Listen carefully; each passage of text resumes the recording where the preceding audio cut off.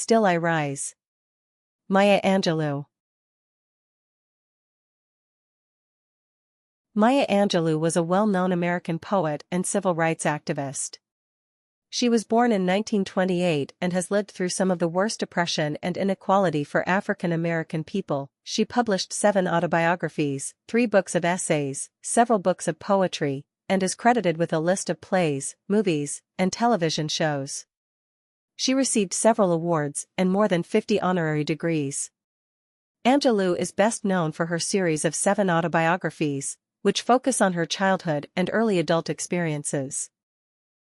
This poem is her declaration that she would not allow the hatefulness of society to determine her own success.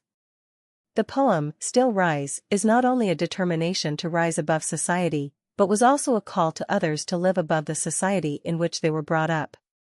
The poem is full of energy and inspires to raise your head against every adversity. Maya Angelou declares that nothing and no one could oppress her or keep her down. She doesn't care what the history books saw, for she knows they are full of twisted lies. History was written by people who were in power and authority like they wanted it. It is not true. She will not let it bother her that others trod her in the very dirt. She proclaims that if she is pressed in the dirt, she will rise like dust. The first stanza emphasizes that she will rise in spite of all the challenges she has to face. In the second stanza, she asks a question as she refers to her own tone as sassiness and asks the listener if her impolite tone is upsetting.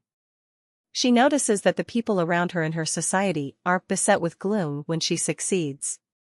She questions the whites, why they covered with sadness. She knows that she has succeeded in life, in her writing, and as a woman. The oil wells pumping in her living room symbolize her success. In the next stanza, she compares herself to the moon and the sun as they are affected by the tides. This gives the reader the understanding that the speaker has no other choice but to rise up. Her hopes are springing high and nothing can stop it. Society might try keeping her oppressed, it is in her nature to rise up and stand against oppression. The speaker's questions in the upcoming stanza about the expectations of the masters. She questions them if they want to see the blacks in a condition where they appear broken, bowed head, lowered eyes, and fallen shoulders. All these are the symbols of submissiveness. She further questions if the masters want them to cry and weaken their body. She directs these questions at the society that has long tried to keep her oppressed. She continues with the questions directed at a racist society when she asks whether her haughtiness is offensive. She questions whether they are upset because she is happy and proud. She knows that society dislikes seeing a black woman full of pride.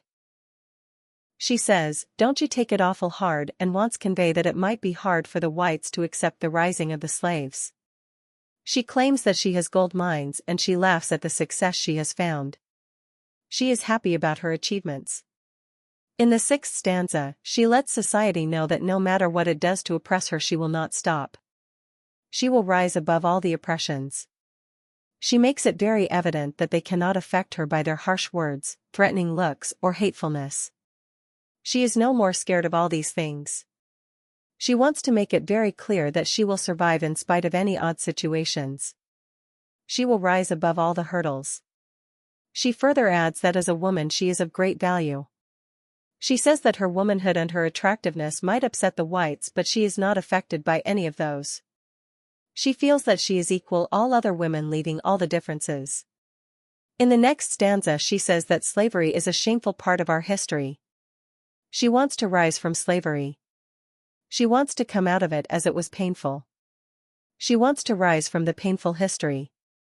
She considers herself as a black ocean which is vast and powerful. She is rising and expanding herself. She is unstoppable. She proclaims that she will not be held down by the past. In the final stanza, the speaker reveals that she intends to leave behind all the effects of slavery and the history of oppression with intent to rise above it. She gets strength from her past. She wants to rise up and enter a new bright morning with positivity. Maya Angelou concludes by saying that with the personal qualities inherited by her ancestors, she wants to rise above and put an end to slavery. She wants to uphold her culture. She dreams and hopes for the betterment of all fellow slaves. She wants to rise in spite of all the challenges she is facing. Maya Angelou wishes to achieve triumph by motivating her fellow mates. Thanks for watching. Don't forget to like, comment, and share.